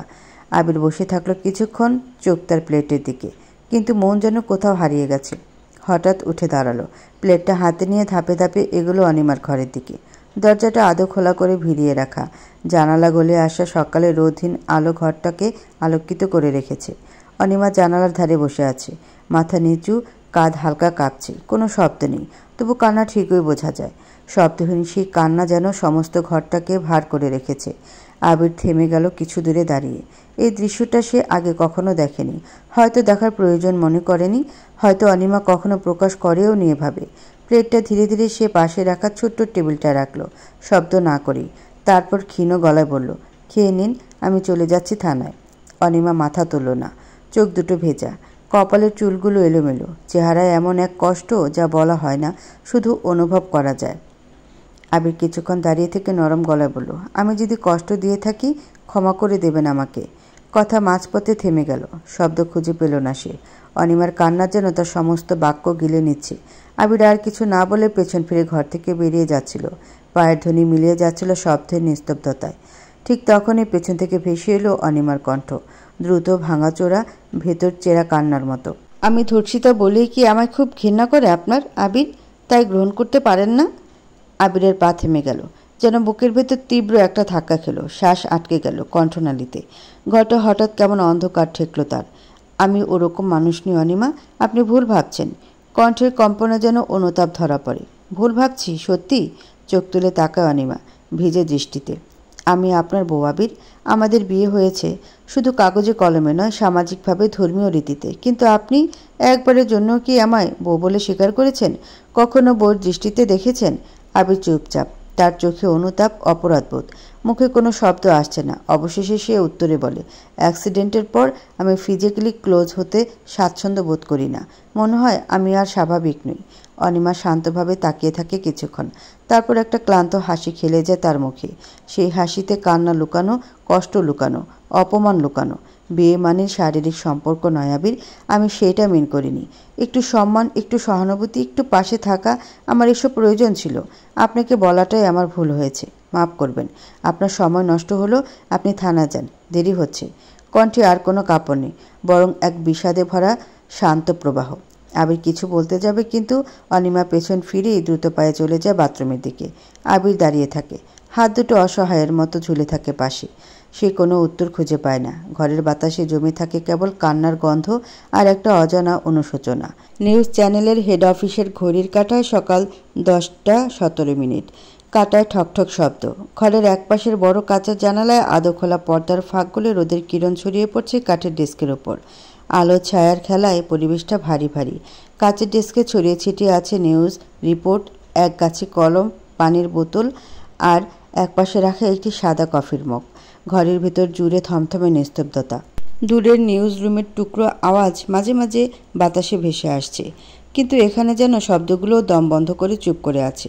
মেহের তার ডেস্কেই বসে, পরনে হালকা লেমন হলুদ রঙের তাঁতের শাড়ি, পরিপাটি আঁচল কাঁধে সাবধানে তোলা, হাতে সাদা ডায়ালওয়াজ, চোখে পাতলা সাদা ফ্রেমের চশমা, চোখ জোড়া কঠিন, ঠোঁট চাপা, চিবুক শক্ত করে রাখা, মুখে অসীম গাম্ভীর্য। গত 5 বছরের কঠোর পরিশ্রমের বিনিময়ে আছে নিউজ চ্যানেলের সবচেয়ে সিনিয়র জার্নালিস্ট। মেয়ের হাতে আজকের দিনের সবচেয়ে গুরুত্বপূর্ণ নিউজ রিপোর্টের ফাইল। সে ধীরে খুলে একবার গভীর নিঃশ্বাস নিয়ে শিরোনামের লাইনটা পড়ে। 18 জানুয়ারি, রোজ মঙ্গলবার। ঢাকার আদাবর এলাকার শঙ্কর হাউজিংয়ে 8 বছরের একটি শিশুকন্যা প্রতিবেশী দ্বারা খুন হয়েছে। তার ঠোঁট দুটো একটু কেঁপে ওঠে, চোখের কোণে যেন রাগ জমে আছে, কান্নার মতো, কিন্তু কান্না না, বরং এক ধরনের দহন। রাধা সবিনয়ে জিজ্ঞেস করল, ম্যাম এটাই আজকের প্রধান রিপোর্ট, কিন্তু আপনি বললে অন্য কিছু সামনে আনা যায়। মেহের চোখ সরায় না ফাইল থেকে। তার গলা কাঠের মতো শক্ত, ঠান্ডা কিন্তু স্পষ্ট জ্বালাময়ী। না, এইটাই শিরোনামে বড় করে লেখা হবে। এইটাই এখনকার বাংলাদেশ, যেখানে 8 বছরের শিশুও রক্ষা পায় না। এক মুহূর্ত সব চুপচাপ। রাধা মাথা নিচু করে দাঁড়িয়ে থাকে। মেয়ের ফাইলের পরের ফাইল পড়ে। ধারণা করা হচ্ছে শিশুটিকে বাসায় একা পেয়ে অভিযুক্ত ব্যক্তি তার উপর পাশবিক নির্যাতন চালায়, পরে গলা টিপে হত্যা করে মৃতদেহ একটি পরিত্যক্ত ভবনের পানির ট্যাঙ্কির ভিতরে ফেলে দেয়। পচে যাওয়া লাশের গন্ধে এলাকাবাসীর সহায়তায় গত মঙ্গলবার উদ্ধার কাজ সম্পন্ন হয়। মেয়ের চোখ বন্ধ করে। চশমার কাচের নিচে একটুখানি সজলতা জমে ওঠে, কিন্তু সে কান্না চেপে রাখে। তার ঠোঁট আবারও শক্ত হয়। তবে দুপুরে লাইভের জন্য পাঠিয়ে দিই ম্যাডাম। মেহের চোখ খোলে। এবার তার চোখ দুটো জ্বলছে। ঠোঁট ফাঁক করে মৃদু সুরে বলে, কিন্তু সেই সুরে বজ্রপাতের মতো রাগ আর ঘৃণা জমে আছে। হেডলাইনে একটা লাইন যোগ করো। রাধা কাপা হাতে কলম তোলে। বলুন ম্যাম, আমি লিখছি। মেয়ের দ্রুত কণ্ঠে বলল। আরেকটি মেয়ে মরল, আরেকটি মুখ নিবল, আর আমরা এখনও প্রতিবাদে থেমে আছি। ধিক্কার এই সমাজকে, ধিক্কার ন্যায়ের নামে চুপ থাকা রাষ্ট্রযন্ত্রকে। ফাইল বন্ধ করে টেবিলের উপর রাখল মেহের। তার চোখ দুটো কঠিন। অভ্যস্ত হয়েও যেন অভ্যস্ত হতে চায় না এই বর্বরতার সাথে। আর কত খবর ছাপবে? প্রতি সপ্তাহে নতুন নতুন ঘটনা, নতুন নতুন পদ্ধতিতে নির্যাতনের আলামত। ক্লান্ত লাগে তার এখন। আর সহ্য করা যাচ্ছে না। আরিসুই ঠিক বেশ করে। পিশাচগুলোকে চিরতরে নরকে পাঠিয়ে দেয়। যে বা যারা পৃথিবী থেকে পরিবেশ, অন্যের জীবন নরক সম করে তুলেছে, তাদের বাঁচার অধিকার নেই। মেয়ের একটুখানি পেছনে হেলে চেয়ারটায় বসে। দুহাত কোলের উপর রাখা, মুখে দৃঢ়তা। রোদে ঝিকমিক করা তার হালকা লেমন শাড়ির আঁচল কাঁধ থেকে পড়ে গেছে। ঠিক করার সময়ও হয়নি, বা ইচ্ছে করে ঠিক করেনি। কয়েক সেকেন্ডের নীরবতা। মেহের মনে মনে ভাবে, এই দেশে মেয়েদের জন্ম নেওয়াই কি অভিশাপ? শিশু, কিশোরী, তরুণী কেউ রেহাই পায় না। আর আমরা প্রতিবাদ লিখে ক্লান্ত হয়ে যাই, কিন্তু এই জানোয়াররা। সে চোখ বন্ধ করে চোয়াল শক্ত করে। শরীর রাগে পড়ছিল। মেহের মোবাইলটা তোলে। স্ক্রিনে ভেসে ওঠে হাজব্যান্ড কলিং। কল রিসিভ হয়। আরুষ চমৎকারভাবে হেসে দুষ্টু কণ্ঠে বলে, কি ব্যাপার জার্নালিস্ট ম্যাডাম, আপনি অসময়ে ফোন করলেন? আমায় মিস করছিলেন? মেয়ের গুরু গম্ভীর, কাটকাট গলায় সুর। আমাদের চ্যানেলের সাংবাদিক রেপ কেস কভার করে এনেছে। 8 বছরের একটা শিশুকে তার প্রতিবেশী ধর্ষণ করেছে, এরপর খুন করে ডাস্টবিনে ফেলে রেখেছে। আপনি বলুন মিস্টার শেখ, এমন অপরাধের শাস্তি কী হওয়া উচিত? আরুষ থেমে খানিক নীরবতা নেমে আসে। অতঃপর ক্ষণ নিঃশ্বাসের শব্দ। সে ঠান্ডা কণ্ঠে, কনফার্ম মৃত্যু। মেয়ে ঝনঝনিয়ে ওঠা কণ্ঠে বলে, তাহলে তাই করুন। সবার আগে পুরুষাঙ্গ কেটে দেবেন, তারপর যা খুশি করুন, বেঁচে যেন না থাকে জানোয়ারটা। মেয়ের আর কিছু না বলে তক্ষুনি কল কেটে দেয়। তার চোখে আগুন, মুখে থমথমে কষ্ট। আরও সময় নিল না। আবার ফোনটা কানে তুলল। মেয়ের কথাগুলো এখনও যেন কানে বাজছে। সত্যি কথা, সে এই রকম মেহেরকে কখনো দেখেনি। এতটা রাগ, এতটা বিষ। আরুষের কল রিসিভ করে রায়হান। ঠোঁটের কোণে হালকা এক অন্ধকার হাসি খেলে যায়। অল্প কিছু শব্দ কণ্ঠে থেকে বেরোয়। নতুন শিকার তুলে নিয়ে আয়। রাত 10:42। কেচি গেটের তালা খুলে ঘরে ঢুকে আবির। দিনভর ক্লান্তি আর ঝঞ্ঝাট নিয়ে ঘরে ফিরে একটা নিঃশ্বাস ফেলেই অভ্যাসবশত চোখ রাখে চারপাশে। গোটা বাড়ি অন্ধকার। অন্যদিন হল ঘরে আলো জ্বলে। অনিমা খাবার নিয়ে বসে থাকে তার জন্য। আজ ড্রয়িং রুম আঁধার হয়ে আছে। সে অনিমার বুঝি শরীর খারাপ? শয়নকক্ষে গিয়েও একই রকম চিত্র পেয়ে আবির প্রথমে আলো জ্বালায় ঘরে। তারপর অনিমার নাম ধরে ডাক দেয়, অনিমা। কোনো সাড়া নেই। অস্বস্তি যেন ধীরে ধীরে চুয়ে পড়ে গলায়। শার্টের বোতাম খোলার সময় চোখ পড়ে পড়ার টেবিলের ওপরে রাখা একটা সাদা খামে। আবির অর্ধখোলা শার্টটা গা জড়িয়েই খামখানা হাতে নেয়। খামের গায়ে লেখা, আবির, আপনার জন্য। আবিরের বুকটা যেন হঠাৎ ভারী হয়ে আসে। আঙ্গুল কাঁপে। চিঠিটা খুলে পড়া শুরু করে। আবির, চিরকাল চুপ করে থেকেছি, আজ একটু বলছি। আমি জানি আপনি আমাকে ভালোবাসেন না। আমি আপনার জীবনে শুধু এক বোঝা হয়ে এসেছি, না চাইতেই জুড়ে দেওয়া এক সম্পর্ক। আপনার চোখে আজও আমার পরিচয় ধর্ষিতা। আমায় আপনারাই ঘেন্না করেন আবির। আপনি হয়তো জোর করে বলেননি, কিন্তু আপনার চুপ থাকা, এড়িয়ে যাওয়া, কপট সৌজন্য সবই দিনে দিনে আমায় গিলে ফেলেছে। আমি অপেক্ষা করেছিলাম একটিবার যদি আপনার চোখে দেখতাম নিজের জন্য সম্মান, স্বীকৃতি কিংবা একটু সহানুভূতি, কিন্তু আপনিও চাইলেন না বুঝতে। ভেবেছিলেন কেটে যাবে সময়, অভ্যেস হয়ে যাবে, আমি মানিয়ে নেব। কিন্তু আমি আর পারছি না আবির। এই সংসার, এই ঘর, এই সম্পর্ক যেখানে আমি কারো কিছুই নই, সেখানে পড়ে থাকাটা নিজেকে প্রতিদিন অপমান করার মতো। তাই আমি চলে যাচ্ছি, এগিয়ে যাব, বাঁচব, হয়তো কোথাও গিয়ে নিজের মতো একটু ভালো থাকবো। ভাববেন না অপরাধী বানালাম না আপনাকে। আমি বুঝি আবির, ভালোবাসা সবার জন্য নয়। তাই আপনাকে আমি মুক্তি দিলাম এই অনাকাঙ্ক্ষিত সম্পর্ক থেকে। আপনার পথ মসৃণ হোক, জীবন সুন্দর হোক। ইতি অনিমা। আবিরের চোখ আটকে থাকে চিঠির শেষ লাইনে। চোখের কোণায় ভেসে আসে এক ফোঁটা জল। সে কি অনুতপ্ত, নাকি দেরিতে হলেও উপলব্ধি জায়গায় এক চিলতে ধাক্কা লেগেছে? আবির চোখ বোলায় ঘরের চারদিকে। ঘরটা যে এতটা ফাঁকা হয়ে গেছে সেটা যেন বুঝতেই পারেনি আগে। আবিরের বুকের ভেতর ধ্বনিত হয় এক নিঃশব্দ চিৎকার, অনিমা। টর্চার সেলের সেকেন্ড ফ্লোরের একটি কামরা। সময়ের সাথে সাথে সেলের চেহারাও বদলেছে। রক্তমাখা দেওয়ালগুলো চুনকাম করা, দেয়ালে শিকল ঝোলানো হয়েছে, মেঝে আবার মেরামত করা হয়েছে। দেয়ালের এক কোণায় ছোট্ট একটি ড্রেনেজ সিস্টেম, যেখান থেকে রক্ত আর পানি ধীরে ধীরে গড়িয়ে যায়। শুধু বদলানি ভারী গা ছমছমে আবহ, শুকনো রক্তের বিদঘুটে গ্রান। ঘরের মাঝে উল্টো হয়ে ঝুলছে প্রায় ৩৫ বছর বয়সী লোক, গায়ে সাদা গেঞ্জি যার রক্তে মাখামাখি হয়ে বাদামি হয়ে গেছে, দেহ নগ্ন, মুখে ভয়ে জমে যাওয়া খাম, চোখে অসহায় আরতি। তার নাম নেই, পরিচয় নেই, সে কেবল একটা পশু। জল্লাদ দাঁড়িয়ে আছে, মুখে কালো কাপড়, চোখ ঠান্ডা পাথরের মতো। তার হাতে জং ধরা কাঁচি, পাশে পেট্রোম্যাক্স, চুলার উপর কয়লার টুকরো জ্বলছে। মানুষ সমান, ড্রাপ শেপ, স্টিম কুকারে ফুটছে গরম পানি। তবে জল্লাদ স্থির, অভিব্যক্তিহীন। আরও যখন ঘরে প্রবেশ করে তখন তার মুখে নিঃশব্দ হিংস্র হাসি। সেই লোকটা চুলের মুঠি ধরে নিচু করে দেয় মাথা। ঘামে ভেজা, প্রস্রাবে ভেজা শরীর কাঁপছে। পশু এখন বোঝে এ ভয়টা মৃত্যুর চেয়ে বড়। তোর ভাগ্য ভালো, আমি কমিটেড। বউ বলেছে হাতে রক্ত না লাগাতে, নয়তো তোর কপালে ভয়ঙ্কর মৃত্যু ছিল। আরও জল্লাদকে আদেশ দেয়, কয়লার ছ্যাঁকা দে ও সর্বনাশা অঙ্গে। এত যৌনতা কোথা থেকে আসে তাও দেখতে চাই। একটা ৮ বছরের বাচ্চা মেয়ে, তাকেও তুই ছাড়িসনি? আরস গর্জে উঠে লাথি বসা নগ্ন লোকটার পুরুষাঙ্গে। লোকটা ব্যথা চিৎকার দেয়, গলাটায় নেমে আসে ফাটা আর্তনাদ। ছাড়েন বাপরে, আমি ভুল করছি, ভুল হয়ে গেছে আমার। আরস গর্জে ওঠে, চুপ কর, মৃত্যু তোকে মাফ করবে না। মিনিট খানিকের মাথায় লোকটা মৃত্যুর কোলে ঢলে পড়ল। নিস্তব্ধ, ভয়ানক মৃত্যু। দুজন যুবক বয়সী ছেলে সেই ঘরে আসে। আরস তাদের আদেশ দেয়, লাশটা লোকালয়ের ফেলে দিয়ে আসবি। প্লেকার্ড লাগাতে ভুলবি না, ধর্ষণ করলে লিঙ্গ কাটা যাবে। রাত 12:15। রাজশাহীর নিস্তব্ধ রেল স্টেশন। একেবারে নিস্তব্ধ বলা যায় না। দুটো ট্রেন আছে, একটা 12:30টার, আরেকটা 1টার, একতা এক্সপ্রেস। গোটা প্ল্যাটফর্ম জুড়ে 20-25 জন যাত্রী অপেক্ষারত। রাতের শহরে রেল স্টেশন ছাড়া হয়তো নারীর জন্য নিরাপদ কোনো আশ্রয় নেই। অল্প হলেও সর্বদা লোকজনের উপস্থিতি বর্তমান। ব্যক্তিগত সম্মান হননের ভয় নেই অবশ্য। অনিমা বহু আগে হারিয়ে ফেলেছে। যাদের আলোর প্ল্যাটফর্মের ছাউনির ছায়াগুলো আরও দীর্ঘ, আরও নিঃসঙ্গ। দূরে বসে থাকা কজন ভবঘুরে পুরুষ অবয়ব। স্টেশনের চায়ের দোকানটাও তখনও খোলা। হঠাৎ সাইরেন বাজিয়ে ঢুকে পড়ে একটা লোকাল ট্রেন। ধোঁয়া আর শব্দে কিছুক্ষণ দম বন্ধ পরিবেশ। ট্রেনখানা মিনিট 5 থামে। কিছু যাত্রী উঠে পড়ে, তবে অনিমা সেই ট্রেনে উঠল না। তার ট্রেন একটাই, কর্ণফুলী এক্সপ্রেস। আপাতত ঢাকায় ভাইয়ের বাসায় যাবে। 2-3 দিন থেকে নিজের একটা চাকরির ব্যবস্থা করবে। সেখানে অনিমার ভাইয়ের মোটামুটি পরিচিতি আছে। তার রেফারেন্সের কপালে জোরে চাকরি হলেও হয়ে যেতে পারে। ট্রেনের উপস্থিতিতে প্ল্যাটফর্ম লোকসমাগমে ব্যস্ত হয়ে পড়ে। এমন সময় এই নিস্তব্ধতা ভেদ করে দৌড়াতে দৌড়াতে প্ল্যাটফর্মে এসে পড়ে আবির। চোখে আতঙ্ক, নিঃশ্বাস অস্থির, কপালে বিন্দু বিন্দু ঘাম। যতদূর সম্ভব সে চোখ বুলাতে বুলাতে অস্থির পায়ে হেঁটে বেড়ায়। যাওয়ার মতো সব জায়গায় আবির খোঁজ করেছে, বাকি থাকে রেলওয়ে স্টেশন, অনিমার আসার মতো সম্ভাব্য স্থান। একটার পর একটা কামরার দিকে তাকায় আবির, পাগলের মতো খুঁজে চলে চোখ জোড়া, ডাকে গলা ছেড়ে, অনিমা। হঠাৎ দূরে একটা বেঞ্চে বসে থাকা চুপচাপ মূর্তির দিকে চোখ যায় আবিরের।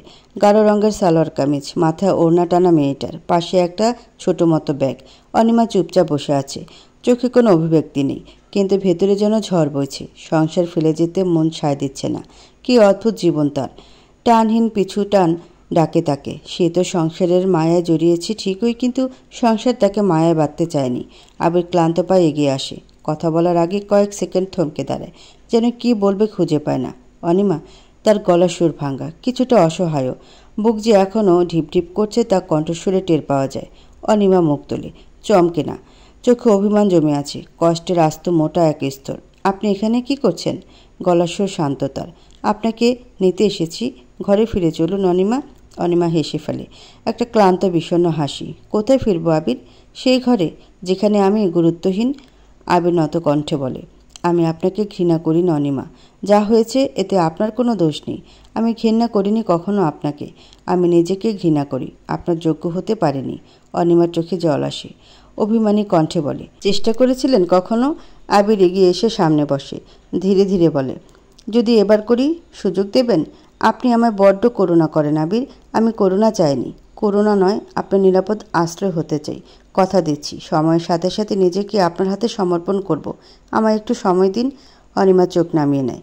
ভেতরে কোথাও মাটির নিচ থেকে ফোটা একটা আশার কুড়ি যেন মাথা তোলে। আবির তার হাত ধরে আলতোভাবে। এরপর আচমকে হাতের বাঁধন শক্ত হয়ে আসে। কেঁপে উঠল অনিমার বুকের ভেতর। এই প্রথম আবির তাকে স্পর্শ করল। এত অদ্ভুত কেন এই অনুভূতি? এমন শিহরণ ধরায় কেন শরীরে? আপনাকে একটু জড়িয়ে ধরি অনিমা। অনিমা চমকে ওঠে, বিস্ময়ে বড় সড়ো করে চক্ষু জোড়া। অবাক কণ্ঠে প্রশ্ন ছুড়ে, এখানে? সমস্যা কি? স্বামী হই আপনার, ভয় কিসের? অনিমা বেহুশ হওয়ার জোগাড়। আবির বলল, এ কথা? আবির বলুন, ধরতে পারি? অনিমা ঘোরের মধ্যে থেকেই আনমনে মাথা নাড়ে। দেরি না করে আবির তাকে জড়িয়ে ধরল। প্রথমে আলগা হাতে, এরপর শক্ত করে বুকের সাথে মিশিয়ে নিল। অনিমার শরীর কাঁপছে, ভীষণ কাঁপছে। প্রথম কোনো পুরুষালী স্পর্শ শিহরণ ধরাচ্ছে দেহে। কি আশ্চর্য অনুভূতি! আপনার অস্বস্তি হচ্ছে? ছেড়ে দেব? না, ঠিক আছি। ঠিক থাকলে ভালো। অভ্যাস করে ফেলুন। কাছাকাছি আসার জন্য প্রথম স্টেপ জড়িয়ে ধরা। আপনিও আমায় ধরতে পারেন। মন খারাপ হলে বুকে মাথা রাখতে পারেন। একজনে নিঃসঙ্গ মানুষ একে অপরকে সঙ্গ দিলে যাবতীয় নিঃসঙ্গতা কেটে যাবে অনিমা। আমরা নিশ্চয়ই সুখী হব। অনিমার চোখ ভরে আসে অশ্রুতে। কাপা হাতে সে আবিরের পিঠ আঁকড়ে ধরল। চারপাশের মানুষজন দেখল তাদের। কে কেউ ছিছি করলো, তা করুক। লোকে কি আর জানে তারা দুজন স্বামী স্ত্রী? দীর্ঘ বিরহের স্বামী স্ত্রীর দিকে বন্ধুত্বের হাত বাড়িয়েছে। হয়তো এবারে জীবনের শূন্যতাগুলো কেটে যাবে। মর্গের পাশের উন্মুক্ত মাঠ, চারদিকে হলদে নিষ্প্রাণ আলো। কুকুরের ঘেয়ে ঘেয়েও মাঝে মাঝে যেন এই নীরবতা আরও গা ছমছমে করে তোলে। লাশ পড়ে আছে রাস্তায় ঢোকানো অবস্থায়। পেছনে পুলিশ। ট্যাব ঘেরা জায়গায় নড়াচড়া করছেন রিপোর্টার আর কিছু কর্মকর্তারা। হালকা বাতাস মেহেরের সাদা ওড়না আঁচল উঠছে। চোখে কনসেন্ট্রেশন, হাতে ক্যামেরা। লাশের গা ছুঁয়ে নয়, কিন্তু খুব কাছ থেকে ছবিটা তুলছিল সে, যেন প্রতিটি ক্ষত, প্রতিটি নৃশংসতার ছাপ উঠিয়ে আনা যায় ফ্রেমে। তার পাশে দাঁড়িয়ে আছে আরুষ। ঠান্ডা দুষ্টু গলায় বলে ওঠে, কি আশ্চর্য! বর রাতের আধারে খুন করে আর বউ দিনের আলোয় খবর ছাপে। গল্পটা কিন্তু খুব মজার মেহেজান। মেয়ের বিরক্ত চোখে তাকিয়ে বলে, চুপ চুপ, কেউ শুনে ফেলবে। মেয়ের গলায় রাগ, চোখে চাপা ক্রোধে জমায়েত হিংস্রতা। উচিত শিক্ষা দিয়েছেন। আমার হাত নিষ্পিস করছিল পশুটাকে মারার জন্য। এরপর থেকে রেপিস্ট ধরলে আমায় খবর দেবেন, আমি মারব। আরুষ হালকা হেসে ঘাটটা বাঁকিয়ে বলে, ফাইনালি মেহিনুর হুসাইন মিসেস শেখ হয়ে উঠল। এখন আমরা বরাবর বউ, আর অ্যাকশন নিও না। বউ বরের উপর দিয়ে উঠে গেলে বরের ইজ্জত যাবে। গ্যাংয়ের কেউ আমায় ভয়ই পাবে না। মেহের তার দিকে তাকায়, এক পলকের চাহনি, দৃষ্টিতে হাসি, তৃপ্তি। এরপর আবারও ক্যামেরা ফোকাস করে। রাতে নিউজে টেলিকাস্ট করা হবে। ভিকটিমের পরিবারের হয়তো একটু চক্ষু শীতল হবে। কি ভাবছিলেন জার্নালিস্ট ম্যাডাম? মেয়ের ফাইলপত্র ঘেটে চোখ বুজে চেয়ারে বসে গভীর চিন্তা মগ্ন ছিল। এমন সময় আরুষের বিনা নোটিশের আগমনে ভ্রু কুঁচকায় মেহের। জিজ্ঞেস করে, আপনি? কোনো সমস্যা? আরুষ বাঁকা হেসে ঝুঁকে পড়ে মেহেরের চেয়ারের সামনে। ঠোঁটে শয়তানি হাসি খেলিয়ে বলে, মারাত্মক আদর পাচ্ছিল। আদর করতে এসেছি, কাজ শেষে চলে যাব। বিরক্তিতে ফুঁসে ওঠে মেয়েটা। ধমকে সুরে বলে, কাজের জায়গা এটা আমার। বাসায় যাব, তখন ঢলাঢলি করবেন। এখন যান, এখানে এসব না। বাসায় বিচ্ছু আছে, জানো না? হাত ধরলেও জিগায়, বাবা হাত ধরলে কেন? অতি কচি বয়সে পাকনা হয়ে যাচ্ছে। বেশি বুঝলে 10 বছরের আগেই বিয়ের বায়না করবে। আফটার অল আমারই রক্ত শরীরে বইছে। তাহলে বুঝুন আপনি কত সুশীল। অশ্লীল বললে তো? জবরদস্তি অশ্লীলতা না করে আজ আমি যাচ্ছি না। বউর অপবাদ আবার খুব গায়ে লাগে আরুষের। বলে চোখ মেরে সোজা হয়ে দাঁড়ালো আরুষ। গলা উঁচিয়ে বলল, ভেতরে নিয়ে আসো। 4 জন লোক সোফা হাতে প্রবেশ করে মেহেরের কেবিনে। মেয়ের চোখ বড় বড় করে তাকায়। এসব কি হচ্ছে? লোকগুলো জায়গা মতো সোফা সেট করে প্যাকেজিং খুলে চলে যায়। তারা যাওয়ার পর আরুষ মুখ খোলে, আপনার কেবিনে সোফা নেই, তাই সাথে করে সোফা নিয়ে এলাম। আপনার পছন্দ না হলে বিছানার ব্যবস্থাও করা যাবে। বিস্ময় বিব্রতিতে মেহেরের মুখ থেকে আচমকা বেরিয়ে আসে, আস্তাগফিরুল্লাহ। একটু বড় করে দোয়া পড়ুন, বিসমিল্লাহি আল্লাহুম্মা জান্নিবনা শায়তানা ওয়া জান্নিবনা শায়তানা। আর সে দোয়া শেষ হওয়ার আগেই মেহের দাঁত কটমট করে যায়। এক শয়তান আরেক শয়তান থেকে আশ্রয় চাইছে। দূর হন এখান থেকে। শয়তানি দেখলে কি এখনো কিছুই শুরু করতে পারিনি। আমি কিন্তু সিকিউরিটি ডাকবো, চোখ গরম করে বলে মেহের। আরুষ ঠোঁটে কামড় দিয়ে গভীরভাবে চেয়ে থাকে। তোমার মনে হয় আমি তোমায় ডাকাডাকির অবস্থায় রাখবো? বলার পরপরই মেহেরের হাত দুটো সোফার সাথে চেপে ধরে, ঠোঁট কাছাকাছি এনে ফিসফিস করে। বিয়ের 8 বছর চলছে। আশ্চর্য, তোমায় আমি সহস্র কোটিবার ছুঁয়েও নেশা কাটাতে পারিনি। পৃথিবীর শ্রেষ্ঠ নেশার নাম মেহেরজান। ম্যাম, বলতে বলতে কাচের দরজা টেনে রাধা কেবিনে ঢুকে টাসকি খায়। মেয়ে ছটফট করছে ছাড়া পাওয়ার জন্য। বাচ্চা মেয়েটার সামনে আজ মানসম্মান সব ধূলিসাৎ হয়ে যাবে। কিন্তু আরুষ তো হাত ছাড়ছে না। রাধার উপস্থিতিতে ভীষণই বিরক্ত হয় আরুষ। এই মেয়ে তার বাসর রাত নষ্ট করেছিল। একে দেখলেই ওই ইরিটেটিং মুহূর্তের কথা মনে পড়ে মেজাজ খারাপ হয়ে যায় আরুষের। আরুষ বিরক্তিতে মাথা ঘুরিয়ে তাকায়। কি সমস্যা? রাধা লজ্জায় চোখ নামিয়ে ফেলে। কাঁপতে কাঁপতে বলে, স্যার আমি বুঝতে পারিনি। তুমি ম্যারিড? না স্যার। ওহ, তাই এত ইন্টারেস্ট? তুমি দেখতে চাও একজন হাজব্যান্ড তার ওয়াইফকে কিভাবে চুমু খায়? কোথায় কোথায় চুমু খায়? না স্যার, অসহায় গলায় বলল। তাহলে গাধার মতো দাঁড়িয়ে আছো কেন? মানুষকে ফ্রিতে শো দেখানোর জন্য বিয়ে করেছি আমি। Get out. আরুষের ধমক খেয়ে রাধা দৌড়ে বেরিয়ে যায় কেবিন থেকে। আরুষের মেজাজ তখনও তুঙ্গে। ফোঁস করে শ্বাস টেনে বলল, এই মেয়েটার মধ্যে ঝামেলা আছে। অ্যাসিস্ট্যান্ট বদলাও, না হলে মেরে নাক ফাটিয়ে দেব। এই মুহূর্তে আমার উপর থেকে না সরলে লাথি মারতে বাধ্য হব। সাবধান করছি, সরুন। আরুষ খিলখিলিয়ে হেসে বলে, বউ বলো তো ওয়ান। কেন? আহা বলো না ওয়ান। আই লাভ ইউ জান। বলুন তো কুড়ি। কুড়ি? আপনার রোমান্সের কথায় গুলি। বলতে বলতে পা দিয়ে সপাটে লাথি বসে আরুষের পায়ে। আকস্মিক লাগায় দুর্বল হয়ে ছিটকে পড়তে পড়তে নিজেকে সামলে নেয় আরুষ। গভীর চুমু এঁকে দেয় ঠোঁটে। স্পর্শগুলো গভীরে যায়। মেয়ে বেশ কয়েকবার চেষ্টা করে নিজেকে ছাড়ানোর, কিন্তু পুরুষালী শক্তির কাছে পেরে ওঠে না। দুজনের শ্বাস ঘন হয়ে এসেছে ততক্ষণে। তীব্র নেশে উন্মাদনা কাজ করছে আরুষের মধ্যে। স্পর্শের মাঝেই আরুষ ফিসফিস করে, you are my lifelong addiction. Your lips quench my thirst. I want to stay intoxicated by you till my last breath. This addiction is what I wish to die with. তুমি আমার আজন্মের নেশা। তোমার ঠোঁট আমার তৃষ্ণা মেটায়। আমি তোমার নেশা করতে চাই। এই নেশা করতে করতে আমি মরে যেতে চাই। ঘড়িতে রাত 10টা। রুমের ড্রিম লাইটের মিটমিটে আলো জ্বলছে। আয়েশ 9টার পরপরই ঘুমিয়ে পড়ে রোজ। সকালে তার স্কুল আছে। সকাল 8টায় তার স্কুল শুরু হয়। আরুষ হলঘরে কারোর সাথে কথা বলছে, বোধহয় অফিস বিষয়ক কিছু। কত কাজ থাকে তার। মেয়ের বেলকনিতে বসে ল্যাপটপে রিপোর্ট টাইপ করছিল। ছেলের ঘুম খুব পাতলা।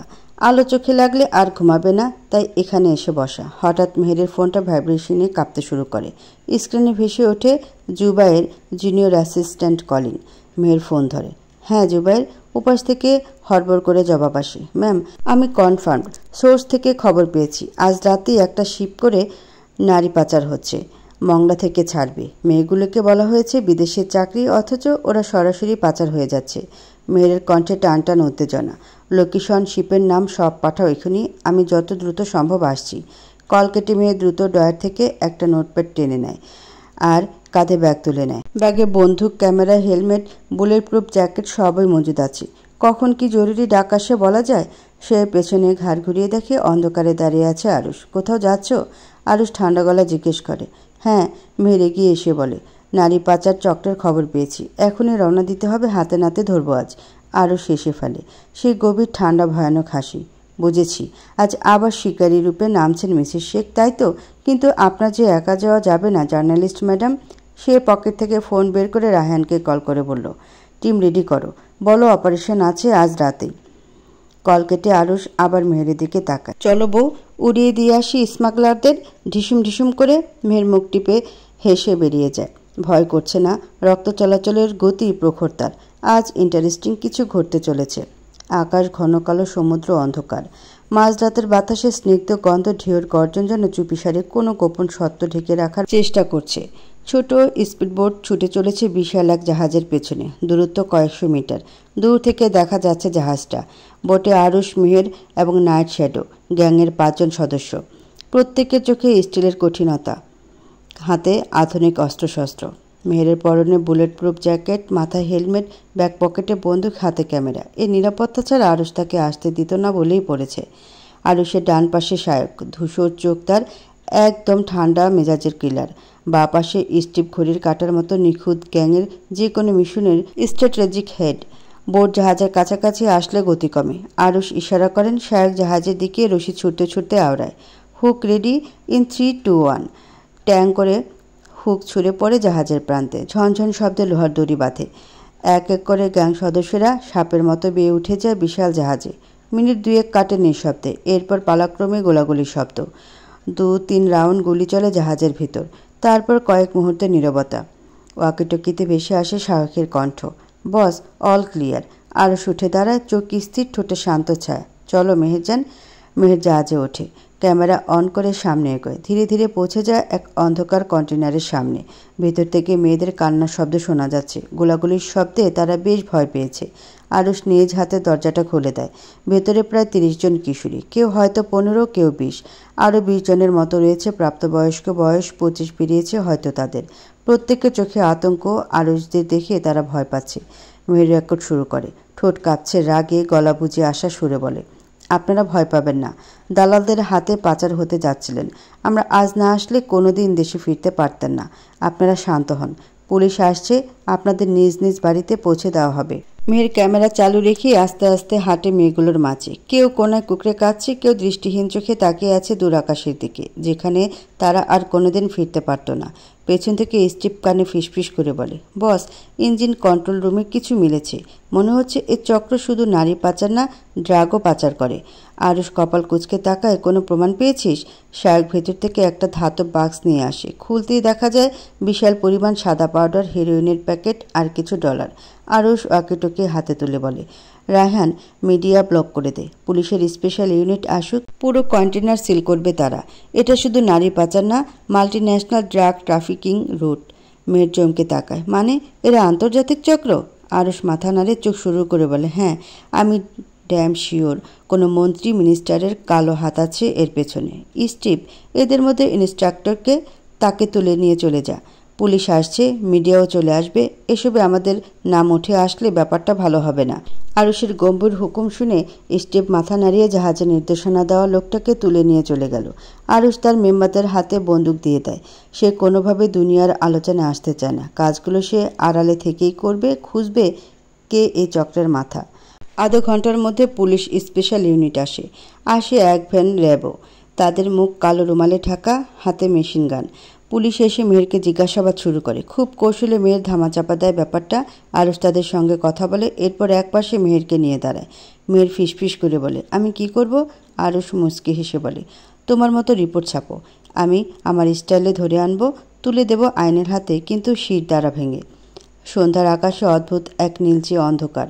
দূরের মেঘগুলো ছায়ার মতো ভেসে বেড়াচ্ছে। ক্যাফের বাইরের খোলা বারান্দায় আরুষ বসে আছে, চোখে অপলক অপেক্ষা। মেহেরকে ডিনারের জন্য ডেকেছে। মানুষ নিশ্চয়ই ডিনার রাতে করে।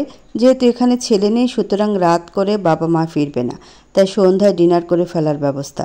মেহের গাড়ি নিয়ে আসছে। হিসেব মতো 5 মিনিটের মধ্যেই তার চলে আসার কথা। মেহেরের BMW দূর থেকে দৃশ্যমান হয় আরুষের চোখে। ওদিক থেকে চোখ সরানে আরুষ। হঠাৎ 3 রাস্তার মোড়ে বাঁদিকের রাস্তা থেকে আচমকা গর্জন তুলে একটা বিরাট ট্রাক ধেয়ে আসে। আর মুহূর্তে প্রচণ্ড ধাক্কায় মেহেরের গাড়িটাকে ছিটকে ফেলে দেয়। ট্রাক গাড়িটাকে ধাক্কা দিয়ে তাৎক্ষণিক পরাকপার। আরুষ স্তব্ধ, হৃদস্পন্দন থেমে গেছে। মনে হচ্ছে স্বপ্ন দেখছে সে। ধ্বংসস্তূপের মতো উল্টো পড়ে থাকে গাড়িটা। কিছুক্ষণ কেঁপে থেমে যায়। চারপাশে এক মুহূর্তের নিস্তব্ধতা। তারপর হইচই, চিৎকার, মানুষের ছুটোছুটি। লোকজন যখন হইচই শুরু করে, তাদের গলার স্বর ও গাড়ি থেকে উঠে ধোয়া আরুষের স্তম্ভিত ফেরায়। আরুষ ছুটে আসে গাড়ির কাছে। পাগলের মতো জানালার গ্লাস একের পর এক খুশি মেরে ভেঙে ফেলে। চিৎকার করে ডাকে, মেহের, মেহের। তার কণ্ঠে ভয়, আতঙ্ক। কাচের আঘাতে হাত কেটে রক্তে ভিজে গেছে, তবু সেই একটাই নাম, মেহের। আরুষের থেমে থাকা হৃদস্পন্দনের গতি এখন প্রখর। ভীষণ যন্ত্রণা অনুভূত হচ্ছে বুকে। হাত কাচে কেটে সেদিকে ভ্রুক্ষেপ নেই। শুধু শ্বেতপদ্ম অক্ষত আছে তা দেখার জন্য মরিয়া সে। গাড়ির কাচ ভেঙে আরুষ ভেতরে ড্রাইভার মতিনকে নিঃশ্বাস ছাড়া কাউকে দেখল না। এমন সময় পেছন থেকে আতঙ্কিত ডাক শোনা গেল, মিস্টার শেখ। আরুষ পেছন ফিরে দেখে মেহের দাঁড়িয়ে আছে, অক্ষত, হাতে ফুলের তোড়া, চোখ বিস্ময়ে ভরা। আরুষ অপেক্ষা করে না, ছুটে গিয়ে শ্বেতপদ্মকে জড়িয়ে ধরে শব্দ করে কেঁদে ওঠে, তো তুমি ঠিক আছো তো? কিছু হয়নি? কোথাও লেগেছে? আমি আমি ভেবেছিলাম। মেহের হিতাহিত জ্ঞান শূন্য। সে একটু আগে গাড়ি থেকে নেমে ফুল কিনতে গিয়েছিল। ড্রাইভারকে বলেছিল চলে যেতে, কাছে ফুলের দোকানে হেঁটে চলে আসবে, কিন্তু ফিরে এসে গাড়ির সাথে আরুষের বিধ্বস্ত রূপ। মিস্টার শেখ, আমি ঠিক আছি, কাঁদছেন কেন? আরুষ থামে না, তার কান্নার গতি বাড়ে। এত শক্ত করে মেহেরকে জড়িয়ে ধরে যে হাড় গুঁড়ো হয়ে যাওয়ার দশা। মেয়ে নিজেকে শান্ত রাখে, আরুষের পিঠে হাত বোলা নরম সুরে বলে, আমি ঠিক আছি, কিচ্ছু হয়নি, রিল্যাক্স। আপনি কাঁদলে আমার নার্ভাস লাগে মিস্টার শেখ। আরও সে কথা কানে তোলে না, শিশুর মতো কেঁদে চলে। শরীর ক্রমাগত কাঁদছে। মেয়ের চোখ খোলা হয়ে আসে। মানুষটা তাকে এত ভালোবাসে? হাসপাতালের কেবিন, শুনশান নীরবতা। তবু আরুষের ভেতরে যেন আগ্নেয়গিরির মতো কিছু জ্বলছে।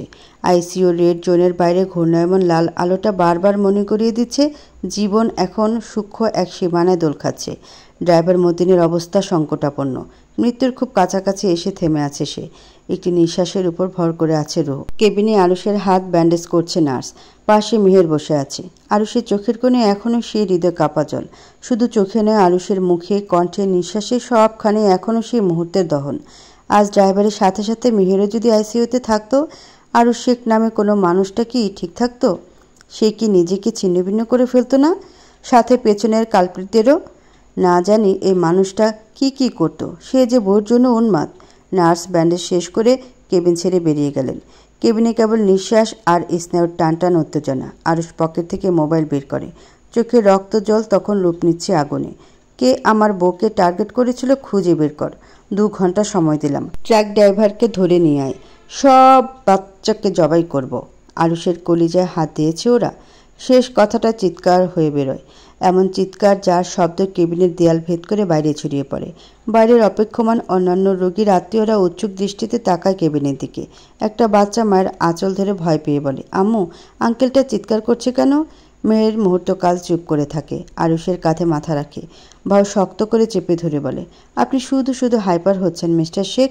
আরুষ লাল চোখে তাকালো মেহেরের দিকে। উত্তেজনায় শরীর কাঁপছে এখনও। সে হুঙ্কার ছেড়ে বলে, শুধু?